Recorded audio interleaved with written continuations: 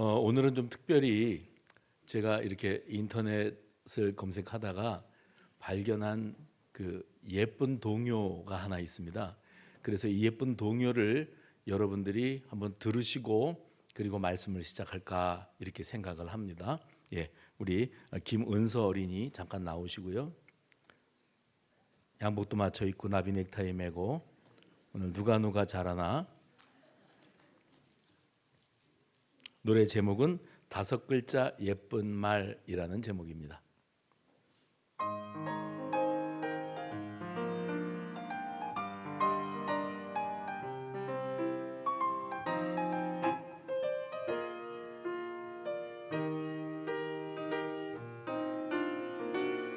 한 손만으로도 세어볼 수 있는 아름다운 말, 청년말.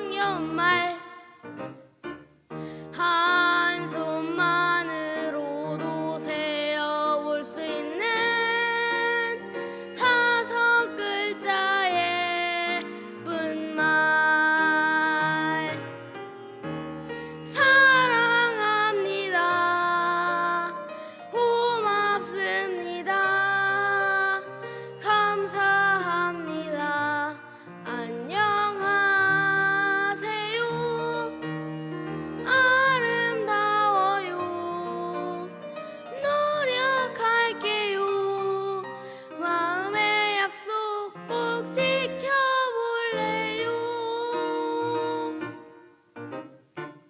한 손만으로도 세어볼 수 있는 5글자 예쁜 말.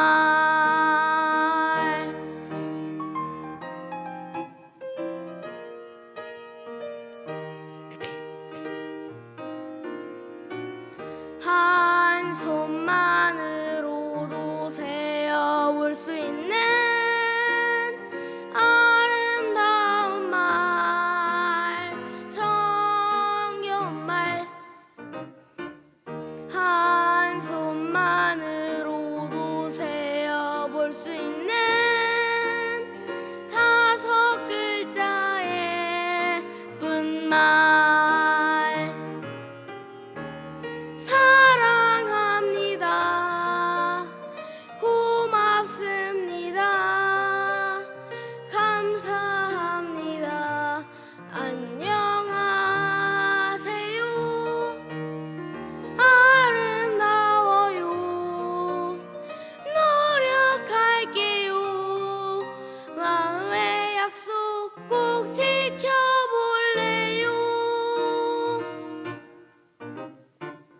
한 손만으로도 세어볼 수 있는 5글자 예쁜 말. 5글자 예쁜 말. 뜨거운 박수 해주시기 바랍니다.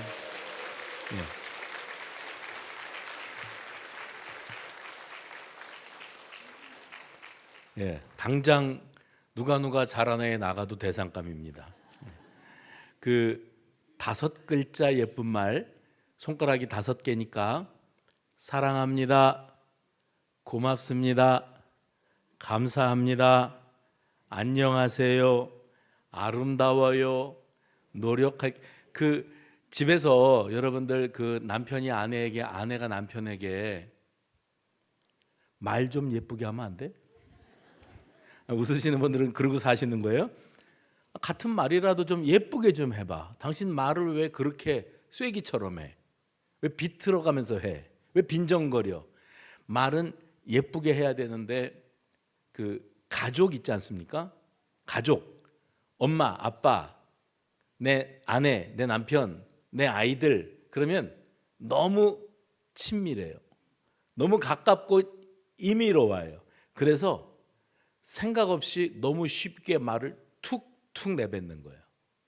5글자 예쁜 말, 제가 이런 말도 생각해 봤습니다. 넌 참 소중해. 많이 사랑해.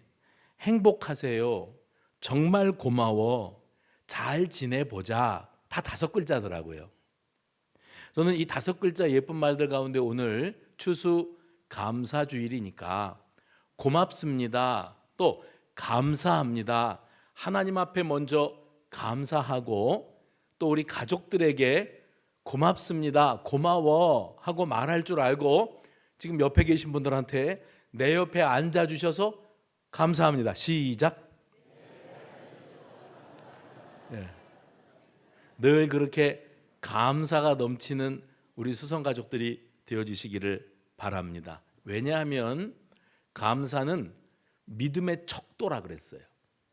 우리가 신앙생활을 하는데 신앙의 정점에 감사가 있습니다. 왜냐하면 내가 받은 구속의 은혜를 헤아렸을 때 감사, 그리고 제가 자주 사용하는 말 감격, 울컥 감격이 있고 감사가 넘친다는 것은 뭐냐면 구원의 확신이 있다는 거예요. 내가 받은 그 하나님의 감당할 수 없는 사랑이 내 마음속에 절절하게 와닿고 실감이 나서 그래서 범사에 감사하지 아니할 수가 없음, 이게 되는 사람은 신앙이 성숙한 사람이고, 입만 열면 불평하고 원망하고 짜증내고 다른 사람 남의 탓하고 이러고 살아간다면 그는 그리스도인의 타이틀을 가지고 살아간다 할지라도 아직 미숙하고 아직 멀었어요. 그래서 오늘 이 감사, 예수님이 우리에게 가르쳐 주셨던 감사에 대해서 한번 생각해 보려고 합니다. 몇 달 전에 저랑 같이 말씀을 나눌 때 제가 거룩한 관성에 대해서 말씀을 드렸던 기억이 있습니다. 다니엘이라고 하는 구약의 인물이 있는데 이 사람은 포로로 잡혀왔어요, 바벨론 땅에. 그래서 그 포로로 잡혀온 땅에서도 그는 하루에 3번씩 예루살렘을 향하여 창문을 열어놓고 하나님 앞에 기도했답니다. 그런데 그 꼴을 참 못마땅하게 여겼고 그의 정적들이 있었거든요.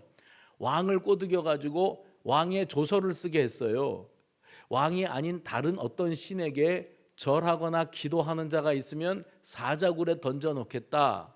성경에 보면 다니엘이 왕의 조서에 어인 도장이 찍힌 것을 알고도 그가 전에 하던 대로, 해봅시다. 전에 하던 대로 예루살렘을 향한 창문을 열고, 거리만으로도 한 1400km 되는 거리입니다. 예루살렘으로 향한 창문을 열고 하루에 3번씩 기도하였더라. 전에 하던 대로 다니엘은 기도했단다. 그래서 거룩한 관성, 기도의 관성에 대해서 말씀을 나누다가 제가 우리 예수님도 그러셨다는 거 아십니까? 복음서를 보면 우리 예수님께서 기도하시는 습관을 갖고 계셨는데 기적을 베푸시고 사람들을 가르치신 다음에 한적한 곳을 찾아가서 기도하신 게 아니고 먼저 기도하시고 사람들을 만나셨고, 기도하시고 이적을 일으키셨고, 기도하시고 하나님 나라의 복음을 전파하셨어요. 그래서 우리 예수님에게도 거룩한 기도의 관성이 있으셨다는 말씀을 하면서 또한 우리 예수님에게는 또 하나의 거룩한 관성이 있었으니 그것은 전에 하던 대로 감사하셨다는 거예요. 그러니까 우리 예수님은 늘 기도하시고 감사하시고, 기도하시고 감사하시고, 이것이 우리 예수님의 사역을 이렇게 총정리하는 딱 2단어라고 말씀을 드려도 과언이 아닙니다. 그래서 예수님은 하시던 대로 기도하시고 하시던 대로 감사하셨는데 제일 먼저 떠오르는 장면이 뭐냐면 오병이어의 사건입니다.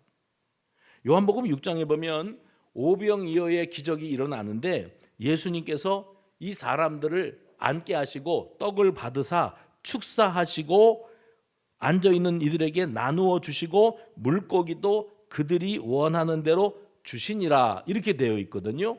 근데 여기에 이 축사하셨다, 예수님이 축사하셨다를 우리 현대인들이 이해하기 좋은 언어로 바꿔서 말하면 감사 기도하셨다, 하늘을 우러러 감사 기도하시고 그리고 떡을 나누어 주시고 물고기도 또한 그렇게 하셨다, 감사 기도하시고 물고기도 나누어 주셨다, 이렇게 해석할 수가 있는 겁니다.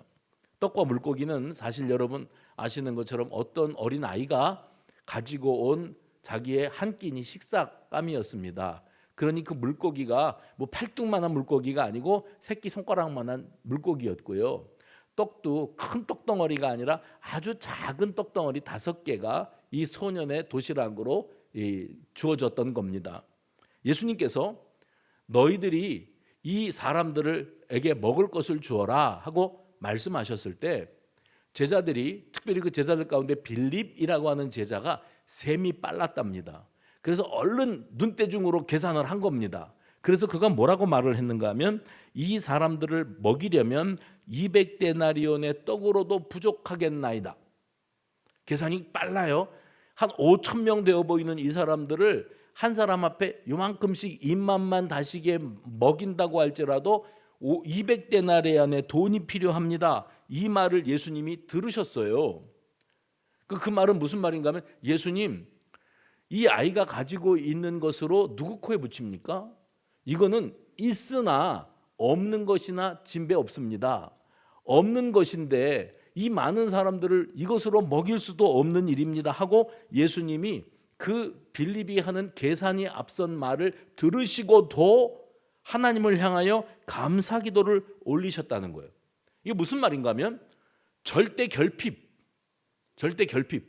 부족한 거예요. 없는 겁니다. 이 상황을 누구보다 잘 알고 계시면서도 우리 예수님께서 감사 기도를 올리셨다. 우리가 살면서 뭐가 없어서 안 합니다. 뭐가 없어서 못 합니다. 시간이 없어서, 능력이 없어서, 건강이 부족해서, 배운 게 없어서, 가진 게 없어서 못 합니다. 없어서 안 합니다. 안 됩니다 하는 소리들을 얼마나 자주 합니까? 근데 여기 제자들이 자기들이 전체 가운데에서 먹을 거 있는 사람 내놔봐라 했을 때 그 아이가 내놓은 아주 작은 양식, 이거를 바라보면서 그들은 절망했다는 거죠. 그러니 5,000명을 바라보면서 이 아이의 작은 양식을 생각하니까 이건 없다 하고 치부하는 것이 훨씬 더 속 편한 거예요. 그러니 뭘로 이 사람들을 다 먹입니까? 우리는 아무것도 없는데. 그러나 예수님은 그렇게 바라보지 않으셨어요. 예수님은 지금 이 절망의 상황, 결핍의 상황에서 하나님의 풍요로우심을 봅니다. 뭘 본다고요? 하나님은 풍요로우신 분이시다. 그 하나님은 무에서 유를 창조하신 하나님, 말씀으로 세상을 창조하시고 세상 만물을 만들어 놓으신 하나님이시기에 우리 하나님은 오병이어가 없어도 5,000명 아니라 5만 명, 50만 명도 먹이고도 남음이 있으신 무궁한 능력을 가지신 풍성하신 하나님. 내가 가진 게 없고 내가 시간이 없고 내가 능력이 없는 게 문제지, 하나님은, 나를 사랑하시는 내 아버지는 능력이 많으시고 풍성한 은혜를 저와 여러분을 위하여 예비하고 계심을 믿으시기를 바랍니다. 그러니까 예수님이 바라볼 때는 없습니다, 없어서 못합니다가 아니라 지금 이 아이가 가지고 있는 물고기 2마리, 그것은 물고기 2마리씩이나 있는 거예요. 떡 5덩이는 에게 이걸 누구 코에 붙여가 아니라 지금 물떡이 5덩어리나 있는 거예요. 무에서 유를 창조하시는 하나님이 지금 아주 작은 것을 통해서도 크고 풍성하고 놀라운 이적을 이루실 것이라, 이것을 바라봄으로 하나님 앞에 감사드렸다. 우리 예수님의 감사는 이렇게 시작이 되어집니다. 그 다음에 이 기적이 일어난 이후에 오병이어의 기적을 맛본 사람들이 예수님께 달려듭니다. 어떻게 하는가 하면 예수님, 우리의 왕이 되어 주십시오.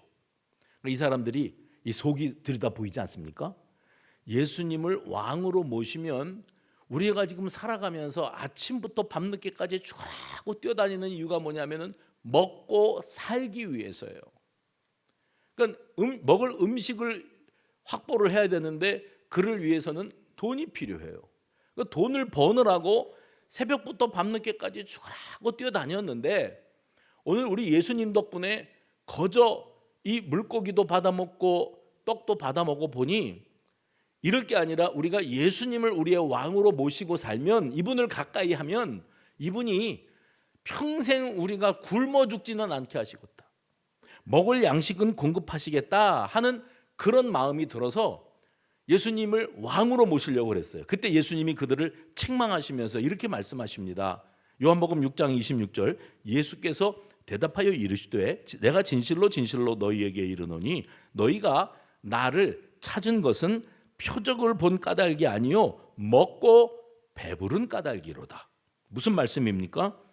이 사람들은 오병이어의 기적을 체험하고 난 다음에 예수님께 집중하지 못하고 떡과 물고기에 집중해요. 먹을 것에 집중을 하느라고 예수님께 집중하지 못했습니다.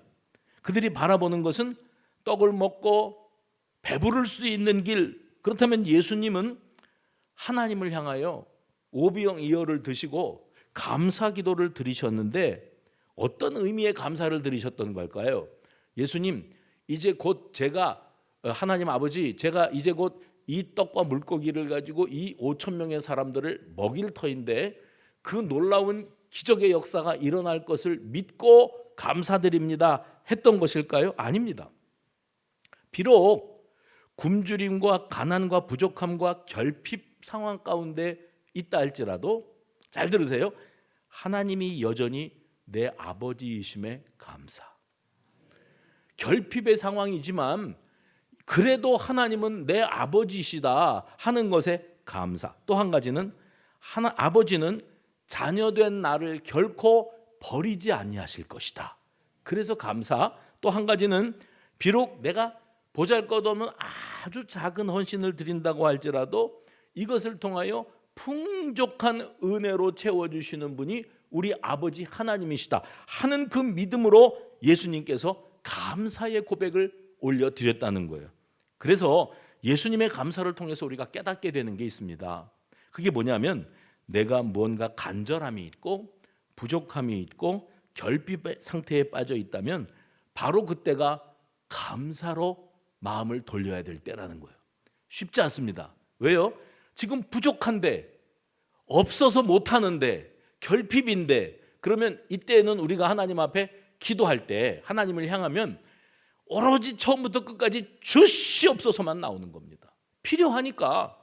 그런데 여러분, 예수님을 본받으려면 예수님은 주시옵소서, 이 불쌍한 5천 명에게 먹을 것을 주시옵소서, 이 오병이어로 기적을 일으켜 주시옵소서가 아니라 하나님을 향하여 하나님 감사합니다.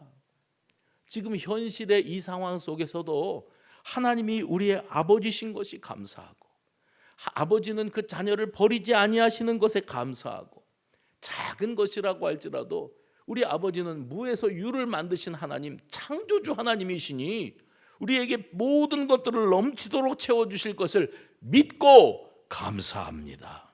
바로 그때가 감사의 때라는 것을 기억하시기를 바랍니다. 그래서 예수님이 우리에게 감사를 이렇게 가르치세요. 감사는 결핍을 풍성으로 바꾸는 기적의 통로다. 해봅시다. 감사는 결핍을 풍성으로 바꾸는 기적의 통로다.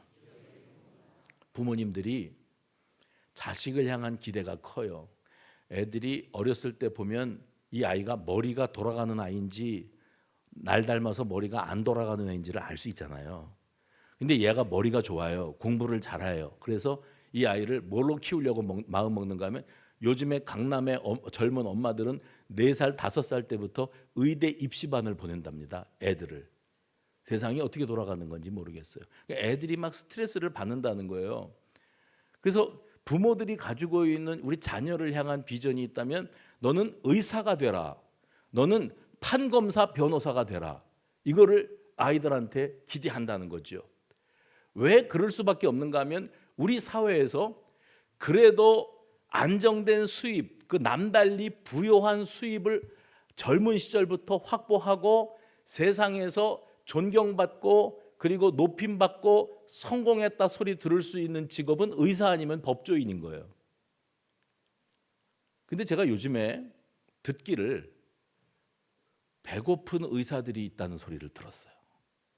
요즘에 들려오는 소리로 변호사들이 일거리가 안 들어와서 먹고 살기 힘든 변호사들도 있다는 소리를 들어봤어요. 그 세상이 지금 뭐 구멍가게 하는 나만 먹고 살기 힘든 게 아니고 다 어려운 때를 지나고 있는 거예요. 저 미국에서 어떤 변호사가, 젊은 변호사가 잘 나갔다가 갑자기 일이 끊기고 그러면서 더 이상 이 사무실을 운영할 수도 없을 만큼 이제 망해가는 거예요.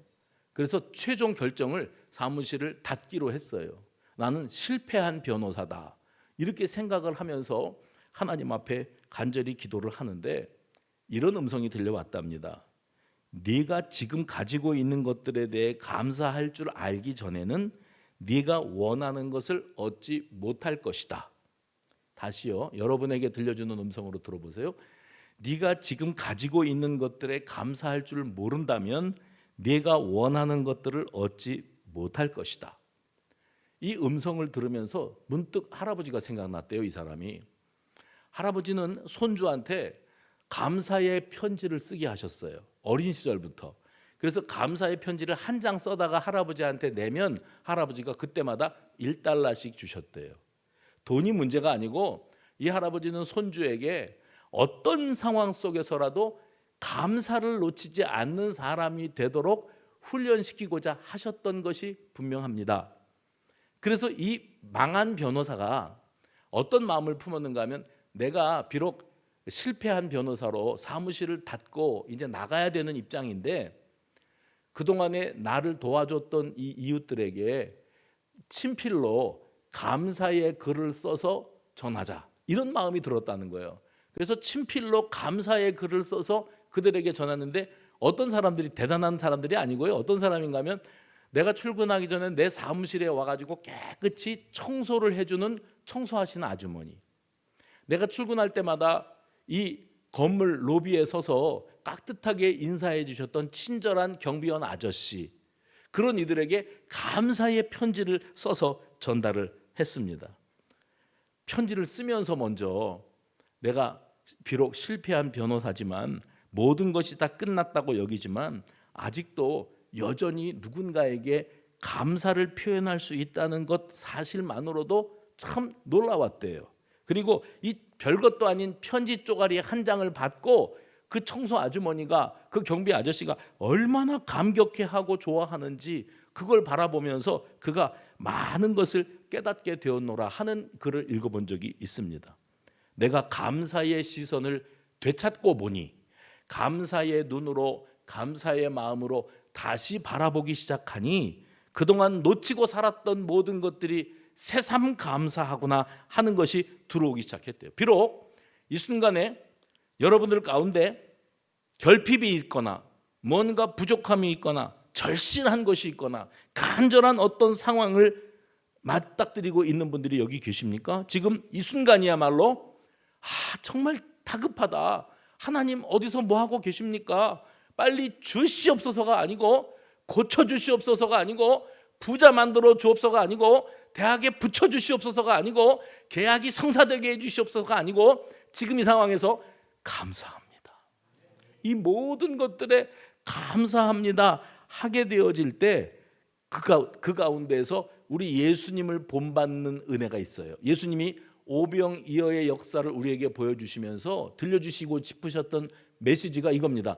너희도 지금 그 자리에서, 그 상황에서 이와 같이 감사하라. 하늘을 우러러 먼저 감사해 봤느냐? 이렇게 말씀하시는 것 같아요. 예수님의 감사를 떠올리면은 연상되는 또 한 가지의 장면은 뭐냐면 죽은 나사로를 살리시는 장면입니다. 요한복음 11장에 등장하는 이 죽은 나사로의 무덤 앞에 예수님이 서 계셔요. 나사로를 장사 지내고 나흘 만에 예수님이 거기 당도하셨습니다. 요한복음 11장 41절에 보면 돌을 옮겨 놓으라고 하셨고 돌을 옮겨 놓으니 예수께서 눈을 들어 우러러 보시고, 어디를요? 하늘을 우러러 보시고 이르시되 아버지여, 내 말을 들으신 것을 감사하나이다 하셨습니다. 죽은 나사로가 장사 지내져 있는 그 무덤은 굴로 돼 있죠. 그 굴을 장사가 다 장례가 끝난 다음에 돌을 굴려다가 거기를 딱 막아놔요. 그러면 그 돌을 사이에 두고 그 안쪽은 죽은 자의 공간, 무덤, 바깥쪽은 살아있는 자들의 공간이에요. 근데 예수님께서 돌을 굴려놓으라, 산자와 죽은 자의 공간을 가로막고 있었던 돌을 굴려놓는 이유는 뭐냐면 죽었지만 다시 살아난 나사로가 그 문으로 나와야 되기 때문에 그렇습니다. 그런데 예수님이 그 죽음 앞에 가족들은 비통한 심정을 금할 길이 없어서 하염없는 눈물을 흘리고 있는데 예수님께서 그들을 앞에 두시고 하늘을 향하여 기도하시면서 감사 기도를 드리셨답니다. 이 감사는 어떤 감사인가 하면 슬픔과 절망과 상실의 아픔, 찢겨질 듯 고통스러운 이별의 아픔 속에서 올려드려진 감사예요. 오병이어의 감사도 참 놀랍지만 그건 결핍이니까요. 이별의 고통, 슬픔과 절망의 고통 가운데에서 감사를 올려드리시는 예수님은 또 우리에게 무슨 말씀을 하고 싶으실까요? 저기 마포구 합정동에 가면 합정역 인근에 외국인 선교사 묘역이라는 데가 있습니다. 우리 단기 선교팀이나 아니면 우리 중고등학생들이 어떤 특별한 프로그램의 일환으로 일부러 한양, 서울에까지 가서 그 외국인 선교사 묘역을 방문하게 되어지는 그런 일들이 있지요. 여러분들도 이제 기회가 되면 그냥 그 홍대 앞에만 헤매고 다니지 마시고 한 5분만 걸어가면 외국인 선교사 묘역이 거기 있어요. 한강을 내려다보면서 거기 가면 그 우리처럼 봉분이 있는 무덤이 아니고 비석들만 쫙 깔려 있습니다. 근데 그 숫자가 너무 많아요. 아니 이 외국인들이 왜 이 땅에 들어와서 이렇게 죽어갔을까? 사연은 알 수가 없어요. 여러분이 안내해 주시는 목사님이나 아니면 그 안내자를 따라다니면서 얘기를 듣지 않으면 그 사람이 그 사람 같고 다 누가 누군지 모릅니다. 게다가 거기에 있는 이름들은 다 영어로 써 있기 때문에 그 사람 이름을 내가 소리내서 읽을 수 있다고 해도 이 사람이 어떤 선교사였고 무슨 일을 했던 사람인지를 알 길은 없어요. 단지 묘비이기 때문에 그 묘비에는 몇 년도에 태어났고 몇 년도에 죽었습니다가 나와요. 그걸 보면 이 사람은 한 30대에 갔구나, 이 사람은 한 50대에 갔구나 알 수 있는데 놀라운 것은 거기에 있는 묘비들 가운데 적지 않은 묘비가 1년 살았어요. 3년 살았어요. 부모님 따라서 선교지에 따라왔거나 이 선교지에서 태어나서 그 어린 것이 이 이방 땅에 선교하는 부모 따라왔다가 풍토병에 걸려서 첫 돌도 못 맞이하고 죽어요. 3년 살다가 가요. 여러분 그 허드슨 테일러라고 하는 선교사의 이름을 들어보신 분이 계실지 모르겠어요. 허드슨 테일러는 중국 내지 선교사로 선교 역사의 한 획을 긋는 위대한 인물입니다. 이 사람이 중국 내륙 지방에서 그 미개한 중국 원주민들에게 복음을 증거하는데 그 일을 감당하다가 열악한 환경과 질병으로 8살 먹은 큰 딸을 잃습니다. 딸을 장례 치르고 난 다음에 남아있는 3 아들과 딸 하나를 데리고 급히 영국으로 철수하기 위해서 양쯔강을 타고 상해까지 내려가는 거예요. 그 배에서 5살 먹은 아들이 시름시름 앓다가 또 죽습니다. 그래서 양쯔강 인근에 있는 공동묘지에 아이를 묻고 상해로 내려갑니다. 그 배에서 그는 동료 선교사들에게 이런 편지를 썼습니다. 저는 오늘 사랑하는 아이들과 중국에서의 마지막 시간을 보냈습니다. 떠나간 내 아이들에 대해서는 더 이상 걱정하지 않아도 됩니다. 그들은 지금 예수님 품 안에서 쉬고 있기 때문입니다. 사랑하는 동역자 여러분, 지금 제 눈에서 눈물이 그치지 않습니다. 그러나 저는 하나님께 감사하고 있습니다. 아무것도 아닌 제게 이 위대한 하나님의 사역의 일부를 맡겨주신 것에 감사하고 있습니다. 사랑하는 아들과 딸을 천국으로 떠나보내고도 선교사님은 감사했대요. 그런데 그의 아내, 허드슨 테일러의 아내가 나이 33살이 되었을 때 영양 결핍으로 태어난 아기를 낳다가 함께 하늘나라로 갑니다. 억장이 무너지는 이 상황을 동료 선교사들이 지켜보면서 그때 당시에 허드슨 테일러 선교사가 했던 말을 어떤 선교사님이 자기 자서전에다가 기록해 놨어요. 그는 무릎을 꿇고 아내를 주님의 손에 의탁했다. 그리고 자신이 12년 반 동안 이 사랑스러운 여인과 함께 행복한 삶을 살 수 있었음에 감사했고 주님의 품에 안기게 됨도 감사했다. 저는 이 장면을 묵상하면서 죽은 나사로의 무덤 앞에 서서 하늘을 우러러 감사기도 먼저 하셨던 예수님의 모습이 연상이 되었어요. 제가 수원에 내려오기 전에 26년 전, 27년 전 얘기입니다.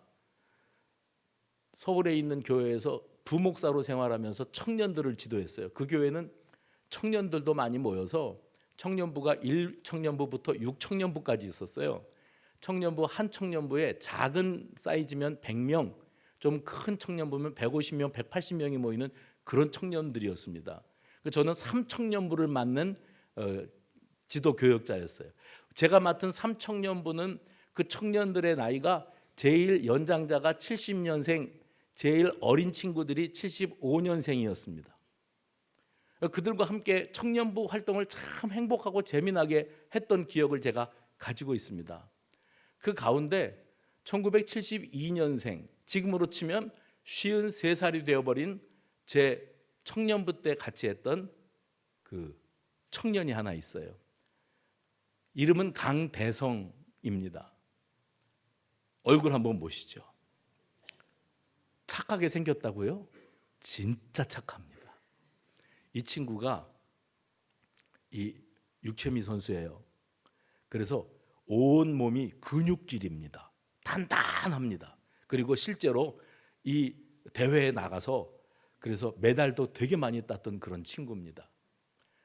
그런데 은혜를 받고 그가 뭘 했는가 하면 선교선을 탔어요. 선교선이 뭐냐면 전 세계를 누비면서 닿는 항구마다 내려서 복음을 전하는 이런 일을 하는 배를 탄 청년들이 있었어요. 그 선교선을 타고 세계를 누비는 일을 한 2, 3년 정도 감당을 하다가 그 배에서 자매를 만나서 결혼을 했어요. 그리고 그 결혼을 해서 그들이 정착한 곳이 저 남태평양의 작은 섬 피지라는 섬입니다. 그 피지 섬에서 둘이 아이를 넷을 낳고 행복하게 선교 사역을 감당을 하고 있었습니다. 지난 한 달 전에 저에게 갑자기 카톡이 날아왔는데 강대성 선교사가 오전에 늘 하던 대로 조깅을 하다가 쓰러진 상태로 발견이 되었습니다. 발견이 되었을 때 이미 심정지 상태였고 병원으로 옮겨갔는데 사망 판정을 받았습니다. 이게 30분에서 1시간 안에 저에게 날아온 소식이었어요. 얼마나 기가 막힌지 몰라요. 여러분 지난 봄에 하늘나라에 간 우리 베트남의 박한광 선교사도 53살이었습니다. 아들만 셋이고요. 근데 다들 공통점이 뭐냐면 건강 체질이에요. 단단해요. 여러분 건강하기 위해서 좋은 것 잡수시고 운동하시고 뛰시고 등산 가시고 하셔도 하나님이 와라 그러면 스톱. 심근경색 두 분 다 급성 심근경색. 우리 수성교회는 올해에만 두 분의 선교사님을 급성 심근경색으로 하늘나라로 떠나보냈어요. 제가 그 강대성 선교사의 사모에게 무슨 말로 위로의 말을 해야 될지 얼마나 황당하겠는지에 대해서 헤아리면서 장문의 카톡 편지를 보냈습니다. 답장이 왔어요. 제가 읽어드리죠. 아직도 그가 내 곁을 떠났다는 것이 믿겨지지 않습니다. 그가 남긴 옷가지들과 물건들을 바라보며 이 현실이 너무너무 힘겹습니다.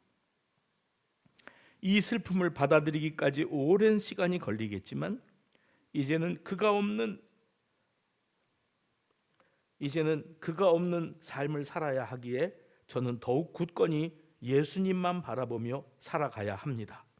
하지만 한편으로 내 남편이 지금 주님 곁에 거하며 그동안의 수고와 슬픔을 내려놓고 자유로워졌다는 것에 위로가 되고 감사할 뿐입니다. 언젠가 그를 다시 만날 것을 믿으며 모든 것을 감사함으로 저는 이 선교지를 지키겠습니다. 이런 편지를 보내왔더라고요. 예수님은 죽은 나사로를 살리시는 기적을 베푸시기 이전에 먼저 절망과 고통과 이별의 아픔, 이 모든 것 앞에 두시고 감사하셨어요. 우리가 직면한 이 절망과 슬픔과 아픔은 우리 예수님을 더 깊이 신뢰하고 내 믿음이 견고하게 되어지는 과정이기에 또한 감사해야 될 줄로 믿으시기를 바랍니다.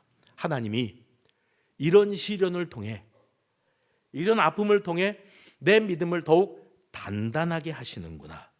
여러분, 저는 생각해 봤어요. 오병이어의 기적이 일어난 다음에 예수님이 감사기도 드리셨다면, 죽은 나사로가 살아나온 다음에 예수님이 감사기도를 드리셨다면 우리에게는 소망이 없을 뻔했습니다. 왜요? 그건 우리도 얼마든지 할 수 있는 일이니까. 우리의 감사의 기준에 딱 맞지 않습니까? 문제가 해결된 다음에 감사, 먹고 살 일이 생기기 난 다음에 감사, 병에서 완전 치유받은 다음에 감사. 그런데 우리 예수님은 기적이 일어나기 이전에 먼저 감사하셨어요. 제 감사 노트의 절반 이상은 믿감 이렇게 끝납니다. 믿감이 뭔지 아세요? 믿고 감사합니다. 그렇게 될 줄로 믿고 감사합니다. 오늘 본문은 예수님께서 십자가를 지시기 전에 제자들과 함께 성만찬을 제정하시는 장면입니다. 이 성만찬은 이제 우리가 이 말씀을 마치고 난 다음에 예배가 끝날 무렵에 성찬식을 거행하게 되어지는데, 이 성찬식의 원형이 오늘 본문에 나오는 이 성만찬의 장면입니다. 마가복음 14장 22절 23절 말씀을 보면, 그들이 먹을 때에 예수께서 떡을 가지사 축복하시고 떼어 제자들에게 주시며 이르시되 받으라, 이것은 내 몸이다 하시고, 또 잔을 가지사 뭐 하시고요? 감사기도 하시고 유월절 절기를 지내는 중에 최후의 만찬을 나누시면서 예수님은 이 성만찬을 제정하셨어요. 감사기도 하심으로 이것은 내 몸이다, 이것은 내 피다. 아니, 떡은 떡이지, 포도주는 포도주지, 그게 어떻게 몸이 되고 그게 어떻게 피가 됩니까? 그러니까 제자들이 예수님이 뜬금없이 이것은 받아 먹어라, 이것은 내 몸이니까, 이것은 내 피니까 그런 줄 알고 받아 먹으라 그러면 제자들이 그런 줄로 믿고 받겠습니다가 아니고 지금 무슨 말씀을 하시는 거지? 당황스럽고 충격에 휩싸일 수밖에 없습니다.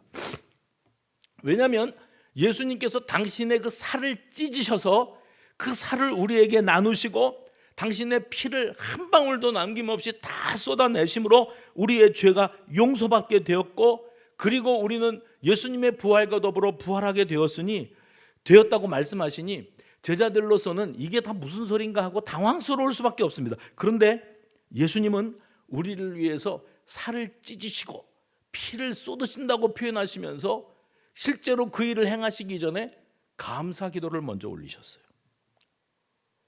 이 땅에 메시아이신 구세주, 우리 구원자로 오신 그분의 사명은 무엇이었는가 하면 하나님 아버지의 인류 구원, 창세기 12장 이하로부터 시작되는, 창세기 3장 15절 이하로부터 시작되는 하나님 아버지의 인류 구원 계획이 어떻게 성취되어 가는가가 쭉 기록이 되면서 그 가운데에 우리 예수님의 대속의 십자가가 있는 거고, 그 대속의 십자가의 의미를 제자들에게 생생하게 심어주시기 위해서 이 성찬식을 거행하시며 이것이 내 살이야, 이것이 내 피야, 받아 먹으라. 우리의 감사는 하나님으로부터 뭘 받았을 때 드리는 감사인 경우가 허다합니다. 그런데 예수님의 감사는 자신을 들이심으로 감사, 순종함으로 감사, 십자가의 죽으심으로 감사. 오늘 추수감사주일은 예수님이 우리에게 보여주신 이 감사의 의미를 다시 한번 묵상하는 그런 주일이 되기를 원합니다. 신문 기사를 통해서 접한 내용이에요. 유독 한국인들은 불안과 조바심 증상이 심하답니다. 세상의 다른 어떤 민족보다 우리 민족은 불안과 조바심이 아주 심하답니다. 국가 트라우마 센터라는 데가 있대요. 저도 이 신문 보고 알았어요. 국가 트라우마 센터라는 곳에서 발표한 한국인의 불안 증상 몇 가지가 있어요. 1번이 뭔지 아십니까? 닥치지도 않은 위험을 크게 걱정하고 있다. 이유를 이렇게 진단했어요. 전쟁을 겪은 민족, 비참한 전쟁을 겪은 민족이고 그의 후손들이기 때문에 닥치지도 않을 위험에 대해서 미리 걱정하고 사는 본능을 품게 되었다. 또 한 가지, 위험한 상황에 처하게 되면 내 힘으로 이 문제를 해결할 수 없을 거라고 생각한다. 한국 사람들은요. 또 한 가지, 자신이 위기를 만났을 때 아무도 나를 도와주는 사람이 없을 거라고 생각을 한다. 네 번째, 매사에 최악의 상황을 상정하고 나간대요. 그래서 극단적인 생각들을 먼저 하는 습관을 가졌대요. 우리 민족은. 또 한 가지, 아무것도 아닌 일인데도 과대하게 걱정하는 버릇들을 가지고 있다. 이런 조상들, 이런 피를, 유전자를 이어받은 우리들이다 보니까 젊은 사람들이요, 뭐든지 돌다리도 두드리고 완벽하지 않으면 아무것도 도전해 보려고 하지 않아요. 배우자감을 찾아도 완벽한 사람을 만나야 돼요. 왜냐하면 하도 위태로운 가정들을 많이 보고 상처투성이의 가정들을 보니까 나 또한 그렇게 될까 무서워서 결혼도 못 하겠어요. 그래서 배우자감을 못 찾거나 아예 포기하고 사는 사람들이 너무나 많고, 어디에 뭔가 새로운 도전을 하고 투자를 해야 되는데 굉장히 몸을 사리고 소극적일 수밖에 없고, 미래가 보장된다면 현실을 투자할 수 있는 용의가 있는데 불확실한 미래라면 아무것도 하지 않겠다. 그래서 취업도 안 하고 놀고 있는 사람들이 그렇게 많다고 하지 않아요? 미래가 불투명하고 현실이 불안하다 보니까 아이를 낳아도 이 아이를 행복하게 키워줄 자신도 없고 이 아이가 행복할 거라는 확신도 없어요. 그래서 아이 갖는 것조차도 두려워하거나 일찌감치 포기하는 그런 민족이 되고 말았다는 거예요. 알랑 드 보통이라고 하는 프랑스 작가가 있는데 이 사람이 이런 말을 남겼답니다. 이런 불안에서 벗어나기 위한 가장 좋은 길은 내가 살아가는 모든 순간에 감사하는 습관을 갖는 것이다. 내가 살아가는 모든 순간에 감사하는 습관을 갖는 것이다. 유재석 씨가 사회를 보는 유퀴즈라는 프로그램에 박미선 씨가 나왔어요. 개그맨이죠. 그분이 나와서 대담을 하는데 제가 무슨 소리를 들었냐면 자기는 30여 년 동안 연예인 생활을 하면서 2달을 쉬었대요. 첫째 낳고 1달, 둘째 낳고 1달. 나머지는 죽으라고 돈 벌러 뛰어다녔대요. 남편을 워낙 잘 만나가지고 사업 말아먹고 사업 말아먹고 빚이 7억이니 16억이니 50억이니 이렇게 되는 사람이니까 자기가 뛰어야만 됐대요. 그런데 지난 연초에 2월인가 1월 달에 유방암 판정 받지요. 그래서 어쩔 수 없이 암과 투병해야 되기 때문에 누워 있을 수밖에 없고 치료받을 수밖에 없었어요. 그리고 자기는 지금 이 순간에 암이 완치된 게 아니래요. 임파선까지 전이가 되어서 이게 전 온몸에 어디에서 돌발 상황이 또 터져 나올지 알 수 없는 그런 상황이래요. 그럼에도 불구하고 제가 이렇게 대담을 나누는 걸 들으면서 이분이 크리스찬이구나. 자기를 위해 기도해 준 사람들에 대한 고마움을 절절하게 표현을 하더라고요. 자기가 이제 조금 나아져서 다시 여기 얼굴을 비추는데 그냥 이 큰 투병의 터널을 지나고 난 다음에 아직도 끝나지는 않았지만 가만히 보니까 하늘에 떠가는 뭉게 구름이 그렇게 아름다운지 몰랐대요. 그렇게 앞만 보고 뛰었대요. 이 가을에 코스모스 밭에 코스모스가 흐드러지게 펴 있는데 그 꽃밭을 지나가면서 그게 그렇게 아름답고 그게 그렇게 감사한 거라는 것을 이제 알았대요. 제가 그 말하는 표현을 보면서 감사야말로 내 두려움과 불안함을 떨쳐버리는 명약 중에 명약이라는 말이 확 와닿더라고요. 여러분이 지금 결핍이 있습니까? 간절함이 있습니까? 주시옵소서가 있습니까? 하나님 나한테 왜 이러세요가 있습니까? 하나님의 시선을 바라보시기 바랍니다. 불안과 너는 이런 상황에서 감사는 생각해 봤냐? 감사는 생각해 봤냐? 풍족함이 아니라 결핍 속에서 감사, 즐거움이 아니라 슬픔 속에서 감사, 그리고 무엇을 쟁취해서가 아니라 지금 내가 순종할 수 있어서 감사. 이것이 예수님의 감사였고 그 감사를 따라 다시 일어나는 저와 여러분 되시기를 주의 이름으로 축원합니다.